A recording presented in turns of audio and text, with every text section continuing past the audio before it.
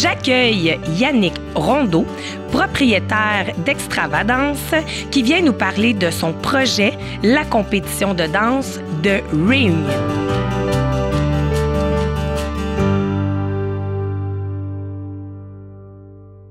Tu es propriétaire d'Extravadance et tu as une passion pour la danse depuis ton jeune âge. Est-ce que tu peux me parler un petit peu à quel âge tu as développé ça, le désir de danser? Oui, ça a commencé vers l'âge de 13 ans en fait. Et ça venait pas tant de moi, c'était surtout de mes parents. On était 3 enfants à la maison. Puis c'est ça, mes parents ont décidé de nous inscrire à des cours de danse. Donc je suis allé, mais j'ai vraiment aimé ça. Et ça n'a jamais arrêté. Exact. C'était quel type de danse? Parce qu'on sait 13 ans, c'est le début de l'adolescence. Un garçon qui danse à 13 ans. Comment tu as vécu ça? C'était quel type de danse que tu as appris au début?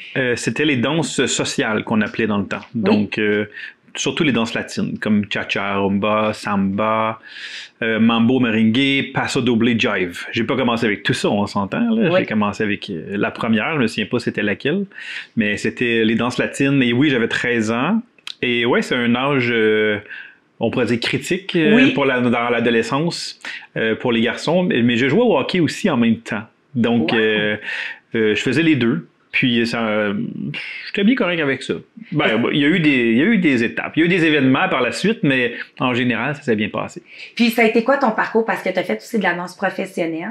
Oui. Veux pas, il a fallu mettre beaucoup d'heures d'entraînement, tout ça. Ça a été quoi le processus pour te rendre jusqu'à là, la danse professionnelle? Oui. Bon, en fait, c'était un entraînement de l'âge de 13 ans où c'était vraiment plus récréatif, là, au début. L'exploration. C'est ça, exactement. Faire les spectacles de danse amateurs, puis c'est ça, faire mon chemin tranquillement dans le milieu de la danse. Et puis mon parcours, eh bien, j'ai commencé les compétitions. Je me souviens pas exactement à quel âge j'avais. Je pense que c'était environ, peut-être 2-3 ans plus tard, environ. Et puis, dès la première compétition, la piqûre était là, vraiment. J'ai adoré ça. Je me souviens à quel point j'étais stressé. Je me souviens que j'avais fait une erreur sur le plancher de danse, puis j'étais en larmes après parce que je me disais que c'était fini, que c'était une catastrophe. Et puis, ben, finalement, on s'est super bien classé. Puis, ça a continué après ça pendant plusieurs années avec la même partenaire en compétition pendant vraiment plusieurs années jusqu'à temps qu'on arrive dans les championnats canadiens et le rendu là, je saute plusieurs années, mais je te donne mon parcours en gros. Oui. Donc rendu à l'âge de 24 ans, oui, là je suis parti, en fait le couple de danse dans lequel j'étais et le couple dans la vie, j'étais en couple aussi avec cette personne-là. OK. Donc on a fait un super beau chemin ensemble, mais ça s'est arrêté là malheureusement. À 24 ans. À 24 ans, le parcours du couple dans la vie s'est arrêté, de la danse aussi, mais la danse n'a pas arrêté. Donc je suis parti à 24 ans en Angleterre avec une autre partenaire. OK. Pour continuer mon entraînement. Donc, j'ai déménagé là-bas pendant environ 2 années. Parce que les meilleurs coachs en ce moment-là, c'était pas mal Angleterre, Italie, où on trouvait les meilleurs coachs. Fait que dans le désir de continuer, pas qu'on n'a pas des bons professeurs ici, mais mettons que la source était vraiment là-bas, tu sais. Donc, pour le défi, en fait, il y avait d'autres choses qui m'appelaient, qui me donnaient, mais je savais pas à ce moment-là, j'avais 24 ans, mais il y avait quelque chose qui me poussait à me lancer dans un autre pays, à émigrer dans un autre pays. À te déstabiliser, à me déstabiliser complètement parce que, pour vrai, ma carrière de danse, ça avait été vraiment... j'aurais pas pu mieux demander, tu sais. On était toujours sur les podiums, presque, sans prétention. On travaillait fort, on était super bien guidés. Pour terminer un peu ce chapitre-là, on a passé 2 ans environ là-bas et on est revenu ici après. À notre tour ici, là, c'était plus New York qu'on faisait. C'était Montréal, l'entraînement à New York, Montréal, l'entraînement à New York de façon régulière pour continuer notre formation. Et puis, bon, pour terminer cette partie de carrière de danse-là, on a décidé d'arrêter les compétitions pour fonder une famille avec la personne avec qui j'étais parti et ouvrir un studio de danse, en fait. Wow. Donc, c'est pas mal ça, le parcours de la danse, qui n'est pas fini parce qu'il finira jamais, mais en tant qu'interprète, en tant que danseur actif sur scène, là, c'était pas mal la fin, ça. Puis ça a été comme, en fait, c'est quand vous avez parti votre studio de danse que là, ça a été, la carrière professionnelle a été mis de côté un petit peu. Oui, c'est ça, exactement. En fait, on est devenus des professionnels enseignants au lieu d'être des danseurs. Dans le fond, interprètes en compétition, mettons. Donc, on est devenus des enseignants de la danse au lieu d'être des compétiteurs en danse, c'est ça. On dit souvent que dans la danse, quand même, je trouve que ça change un peu, puis on en reviendra tantôt, surtout avec le lancement de ta compétition, de ton nouveau projet. Mais on dit souvent qu'il y a beaucoup de préjugés, beaucoup de pression sur l'apparence physique, un modèle de femme, un modèle d'homme qu'on veut, tout ça. Est-ce que tu as senti cette pression-là? Beaucoup, oui. Dans ta carrière? Oui, je l'ai senti beaucoup. C'était important pour moi de toujours avoir l'air masculin, parce que j'avais peur d'avoir l'air efféminé, et à ce moment-là, on se faisait traiter de gay. Hein? C'était comme ça, les gars, on se faisait traiter de gay.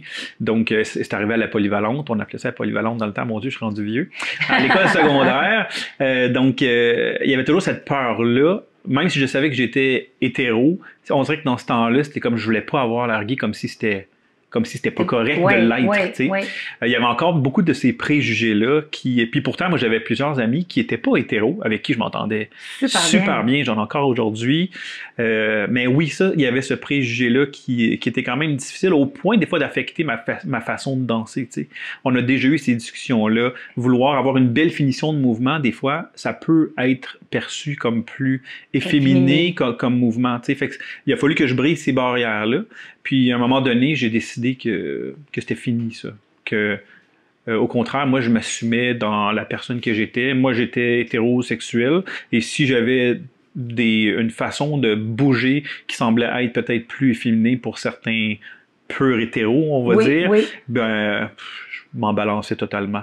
Et puis, ça fait partie, je pense, d'un long cheminement qui a ouvert plein de questions sur moi, sur qu'est-ce que moi j'ai envie de faire, puis qu'est-ce que moi je vais m'empêcher de faire si je passe pas par-dessus ces préjugés-là. T'sais.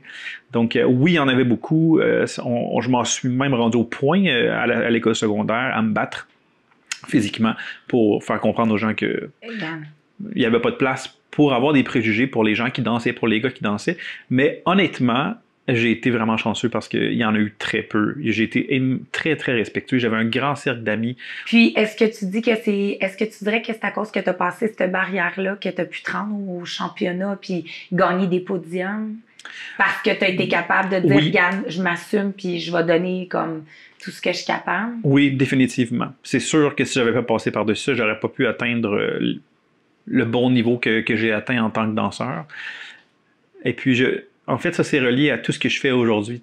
Le développement que j'ai fait en tant que danseur, un danseur ne peut pas aller à un niveau plus élevé dans sa vie que le niveau de sa recherche personnelle. Right?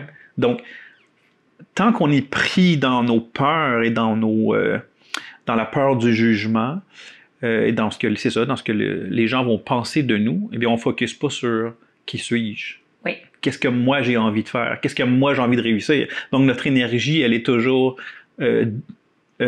éparpillée et, orientée vers les autres au lieu de l'orienter vers qu'est-ce que moi j'ai envie de faire. T'sais. Donc, le niveau qu'un danseur va atteindre d'après moi est égal au niveau de la recherche et du développement personnel. Dans ce cas-ci, on parle de danse, mais ça s'applique à n'importe quel niveau. T'sais, dans notre carrière, dans les entreprises qu'on a, peu importe ce qu'on fait dans la vie, le niveau de ce qu'on va pouvoir atteindre, ça va être égal à la recherche et au travail personnel qu'on fait. Donc grâce à ce travail-là, je pense que ça m'a permis d'aller plus loin en danse. Oui. En tant que personne, puis en tant que... Comment qu'on fait pour... parce qu'à un moment donné, il veut pas, quand on fait de la danse professionnelle, on peut pas travailler 40 heures semaine. Non. Comment qu'on fait pour y arriver financièrement?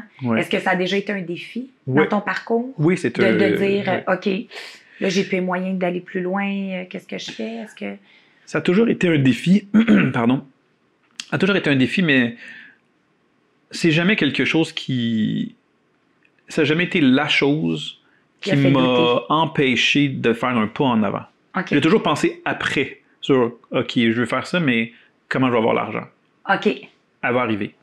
Évidemment, pendant longtemps, c'est mes parents qui ont soutenu, qui n'étaient pas riches. C'était leur idée. C'était leur idée. C'est ça, exact. Donc, ils ont payé pendant longtemps. Après ça, moi, j'ai payé ma partie aussi. Et j'ai eu la chance de rencontrer, dans le début de mon travail, j'étais un peu intense dans tout ce que j'entreprends. Puis, j'avais une autre passion en même temps qui était l'informatique. Donc, je suis moitié artiste, moitié cartésien, ingénieur informatique, genre. Donc, j'avais cette passion-là, donc j'allais au cégep en informatique et j'ai eu la chance d'avoir un stage en entreprise et je suis tombé sur un mentor, dans le fond. La personne qui m'a engagé est devenue un mentor, mon premier mentor. Et ce mentor-là, oui, m'a enseigné un paquet de choses, mais m'a aussi permis de voyager parce que je travaillais pour une entreprise, c'était une multinationale dans le fond. Et moi, je faisais juste un stage à ce moment-là. Mais ils m'ont engagé, finalement, j'ai lâché les études, puis ils m'ont engagé parce que je sentais que j'avais vraiment un bon mentor, puis que ça me fait m'amener plus loin. Oui. Donc, cette personne-là m'a énormément aidé. Et a réussi à m'avoir du sponsorship, là, des commandites. Donc, payait des fois mes billets d'avion que j'aille m'entraîner en Angleterre lorsque je ne demeurais pas là-bas pour que je puisse y aller. Payait pour une partie de mes compétitions. Et c'est lui qui m'a mis en contact avec la maison mère là-bas aussi pour tenter de m'avoir un poste. Je n'étais pas vieux, j'avais 24 ans là. Ça n'a pas fonctionné d'avoir un poste, mais j'avais à ce moment-là une autre connaissance qui, lui, était à la maison mère. Donc, grâce à ces contacts-là, j'ai pu déménager en Angleterre de façon plus facile et recevoir une partie de mon financement à travers eux. Mais en Angleterre, ça a été complètement moi et ma partenaire qui a... mes parents ont supporté, là. Nos parents ont toujours supporté dans les moments plus difficiles. Je suis vraiment reconnaissant pour ça. Mais on a travaillé. Je travaillais en informatique. À ce moment-là, ma partenaire, elle travaillait comme enseignante en Angleterre aussi. Wow. Donc, on travaillait très fort et on s'entraînait. C'est tout ce qu'on faisait. Hein. Puis malgré les podiums, vous êtes... Non. C'était pas, vous aviez pas les moyens. Non, okay.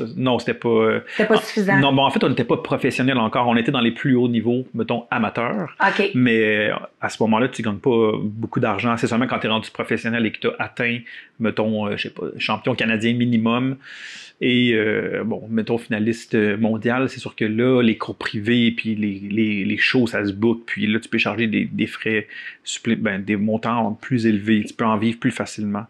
Mais à ce moment-là, nous, non, c'était que des dépenses, là, seulement des dépenses. Puis, tu as commencé à faire de la danse professionnelle, tu avais quel âge? Mais en fait, j'ai jamais compétitionné au niveau professionnel. Okay. J'ai arrêté au plus haut niveau amateur.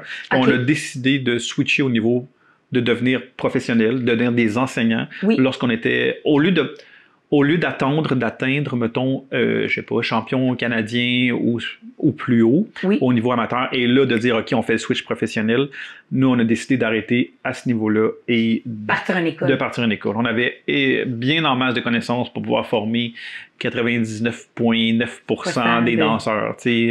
Oui, de connaissances de vécu, puis surtout que c'était mondial. Vous aviez voyagé beaucoup. Là, ton école de danse a 16 ans et demi. Bientôt, oui, c'est ça, exact. Félicitations. Oui, merci. Oui. Après le temps de la pandémie, tout ça, c'est tout à ton honneur. Oui, merci. Tu t'es beaucoup impliqué dans la communauté, même dans le temps de la pandémie. C'est quoi ce désir-là de redonner? Ça vient de où? Oui. Mon Dieu, ça vient de où? Je pense que ça a commencé au moment où mon mentor que j'ai eu à ce moment-là m'a fait comprendre, parce que je me souviens de lui avoir demandé, j'étais comme, tu me donnes tellement, comment je peux faire pour te remercier? C'était difficile pour moi, j'avais que 24 ans, puis je savais pas trop, je lui disais merci, mais... Et puis il m'a dit, regarde, un jour, quelqu'un m'a aidé, moi, ce qui fait que je suis rendu où est-ce que je suis rendu aujourd'hui.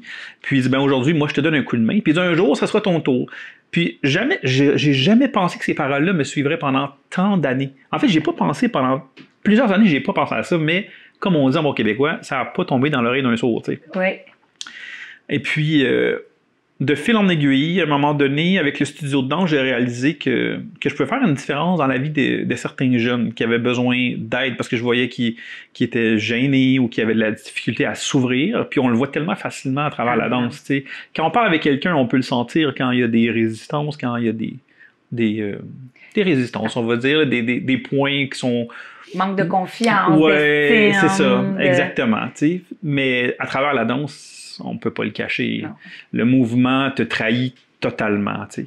Donc, j'ai vu que je peux faire une différence dans la vie de ces jeunes-là. Et, tu sais, dans 16 ans d'entrepreneuriat, à un moment donné, il y a toujours des hauts et des bas. Hein? Oui. Et évidemment, il y a eu des bas, il y a eu des gros bas. En fait, un gros bas. Et puis, c'est là que j'ai réalisé que de redonner, je ne suis pas sûr que je vais utiliser le mot redonner, d'accompagner, je dirais, le maximum de gens dans leur cheminement. C'est ça que j'ai envie de faire. C'est ça que j'ai fait, en fait. Sans trop m'en rendre compte, parce que j'avais juste envie de le faire. Je voyais que ça faisait une différence. Et de faire ça, ça m'a fait passer des moments, Chantal, complètement fous, parce que dans les moments les plus durs de mon entreprise, c'est là que j'ai réalisé que ce que j'avais donné aux jeunes avait fait son chemin vers les parents. Donc, c'était apprécié des parents, mais moi, je parle pas avec les parents énormément. Tu sais, mon contact, c'est avec les jeunes dans mon studio. Ça me fait plaisir de voir les parents, je parle un peu avec eux, mais mon vrai contact, c'est dans mon quotidien avec les jeunes dans le studio. C'est ça, exact. Et je voyais que ça faisait une différence. Et là, quand le studio a eu 10 ans, j'ai reçu une super belle carte là, avec des messages qui m'ont complètement jeté à terre, que je faisais vraiment une grande différence dans leur vie et tout et tout. Et pour revenir à ce point-là où c'était vraiment difficile, eh bien, le bien que ça faisait aux jeunes a fait son chemin vers les parents. C'est-à-dire que les parents savaient que leurs enfants étaient bien au studio et que ça les faisait grandir et que c'était bon pour eux. Et quand j'ai eu des moments difficiles, c'est grâce à tous ces parents-là qu'on a pu, littéralement, c'est même pas au sens figuré, au sens propre, démolir le studio et le reconstruire à grandeur alors que j'avais pas vraiment les moyens. J'étais dans une période vraiment difficile de séparation et tout. Et puis, grâce à ces enfants-là qui communiquaient leur bien-être qu'il y avait dans mon studio, ça s'est rendu aux parents. Et les parents ont dit, comme nous, on va être là, on va être là. Et on a démoli et reconstruit le studio au complet. Comme ce que j'ai reçu, c'était comme immense. Là. Fait que là, c'était une autre indication qui m'a fait comprendre que tant que je focus sur qu'est-ce que moi j'aime, qu'est-ce que j'ai envie de faire, sans me soucier de ce que les autres peuvent en penser, et là, le parallèle que je veux faire, c'est que j'avais, à un moment donné, à faire le choix entre la carrière informatique, qui, tout le monde me disait, était beaucoup plus payante qu'une carrière en art, hein, parce que les arts au Québec... Les arts, c'est pas payant. Il n'y a pas d'avenir. Non, c'est ça. Tu peux t'amuser dans les arts, mais choisis une carrière qui paye, payer tes billes, tu sais. Oui. Mais moi, j'ai pas choisi la carrière qui paye pour payer mes billes. Alors, à plusieurs reprises, même dans les moments les plus difficiles, j'ai décidé de continuer la carrière que tout le monde disait que c'était pas payant puis que je devrais peut-être faire autre chose. Tu as parti un projet. Oui. Une compétition. Oui. Qui s'appelle The Religion. The Reunion. The Reunion, pardon. C'est presque une religion. C'est quasiment une religion. Mais oui, The Reunion, oui. Et puis qui véhicule beaucoup de valeurs. Oui. Est-ce que tu pourrais m'en parler un peu? Ça a été pourquoi tu as voulu partir ça? Oui. Oui, en fait, la compétition de Reunion ou la Réunion, c'est une entreprise, une entité à part entière, mais ça reste la continuité de la vision complète de ma vie, dans le fond. Oui. Parce que tout ce que je fais dans ma vie est relié vers, on pourrait l'appeler une étoile. Oui. Un point culminant, dans le fond. Et ce point culminant-là, les valeurs ce point culminant-là, je pourrais dire, c'est simplement de réussir à inspirer, comme tu dois commencer à le comprendre, un maximum de gens à faire la recherche de qui ils sont et de ne jamais, jamais déroger de ça. Jamais. De ne pas se laisser changer. Oui, par la société, le jugement, l'image, qu'est-ce qu'on est supposé faire, le chemin qu'on est supposé faire. Et ça commence au primaire. Même avant ça commence par tes parents qui ont probablement été éduqués en te disant « Trouve-toi une job, finis tes études, trouve une job. » C'est ça qu'on veut faire pour nos enfants. Un gars, ça aussi. Bon, c'est ça, tous ces stéréotypes-là, tu sais, ça part tellement jeune. Fait que déjà rendu à l'âge de 10 ans, 11 ans, 12 ans, 13 ans, tu as déjà un paquet d'idées préconçues, de croyances que tu devrais déjà commencer à détruire, tu sais, à complètement enlever parce qu'ils peuvent te suivre jusqu'à la fin de tes jours. Et c'est ce qui arrive malheureusement à la plupart des gens sur notre planète. Après ça, ils regrettent leur chemin. Puis ils le regrettent, mais ils savent pas comment ils le regrettent souvent. Et oui, ils regrettent, mais ils ont plein de signes. Ils tombent malades, ils sont dépressifs, ils n'ont pas d'énergie, ils prennent du poids. Quand on n'est pas au bon endroit, rien n'est fluide. Tout devient compliqué, il y a plein de barrières. Et là, quand la santé mentale ne va pas et qu'on s'en rend pas compte, eh bien, la santé physique suit. On s'entend là-dessus. Là. Moi, j'ai visité ton site web, puis j'ai été ébahie parce que c'est tous des styles, tes collaborateurs qui sont avec toi dans le projet. Je trouve que ça a déconstruit les préjugés que la danse pouvait apporter. Oui. C'est ça. Donc, la compétition de Reunion, c'est ça. Les gens qui m'entourent dans ce projet-là, c'est super important de mentionner que la sélection s'est faite un peu naturellement, dans le sens que il n'y a personne qui est là-dedans pour l'argent. Personne.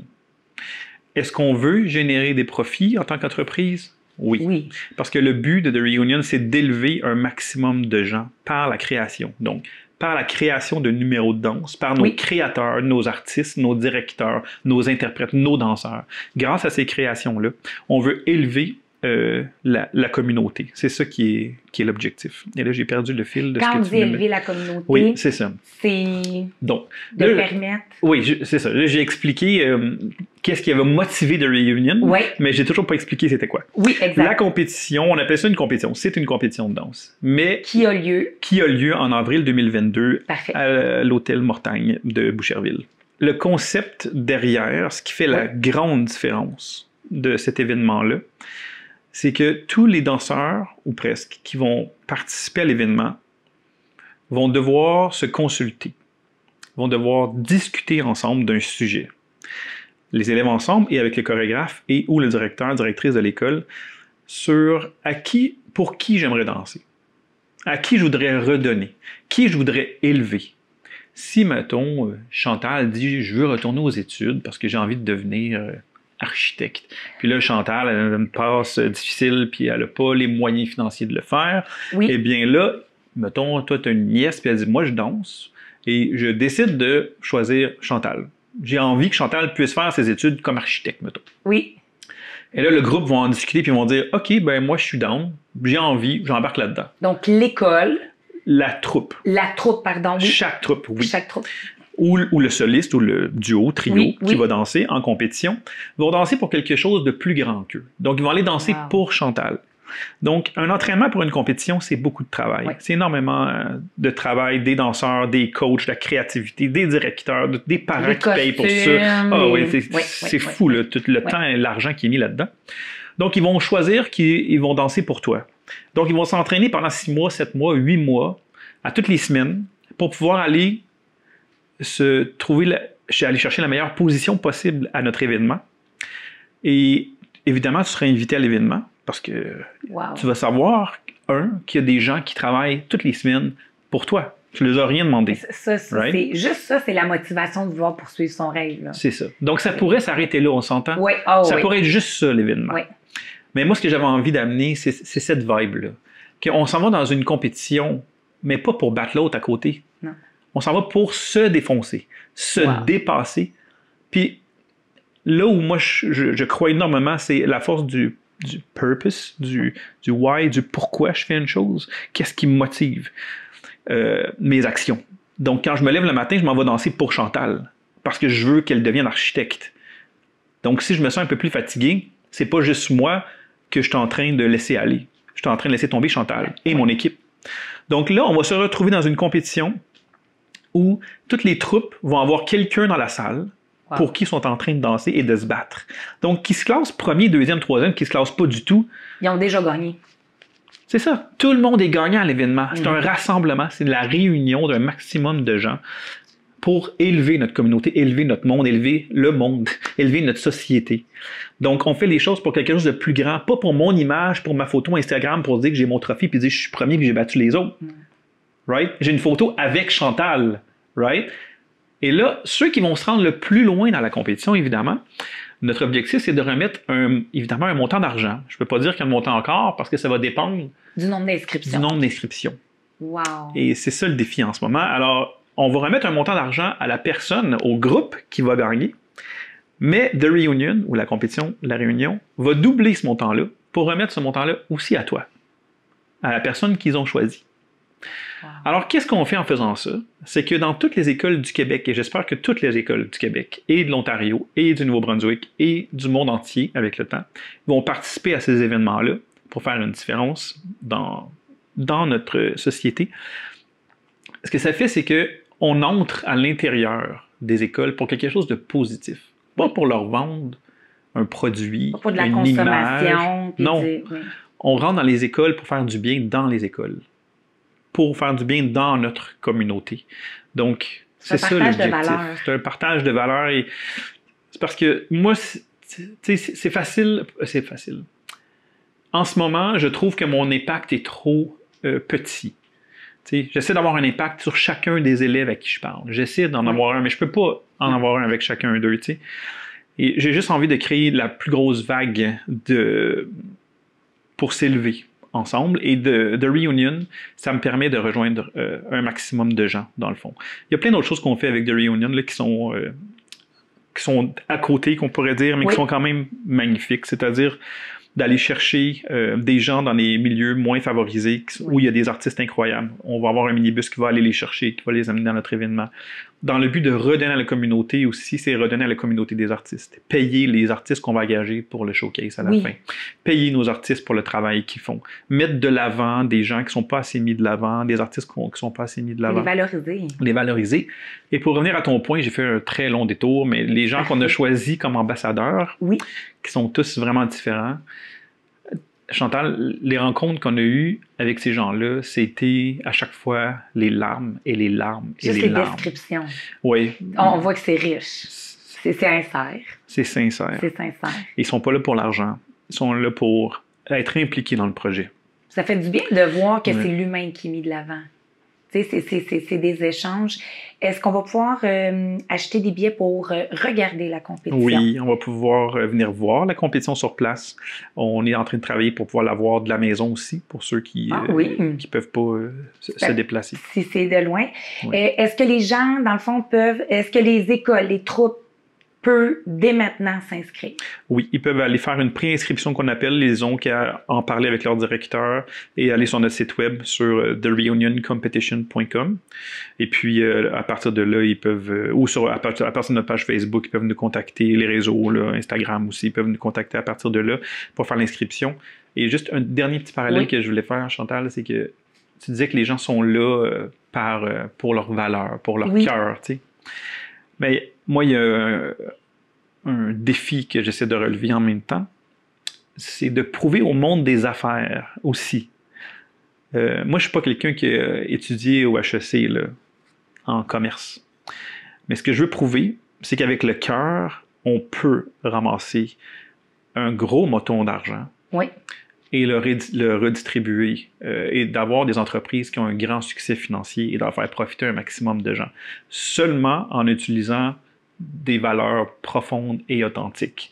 Donc, de ne jamais s'entourer de gens qui sont là que pour le cash. Ouais. Parce que dans la société 2000, je vais terminer en disant ça, que dans les années 2020, on dit toujours que le social, c'est pas payant. Exact. Fait que dans le fond, merci de nous partager ça, puis merci d'être un mentor, que l'humain est important. Je te souhaite un bon succès, puis je vais être là. Merci infiniment de m'avoir invité, Chantal. C'est un plaisir.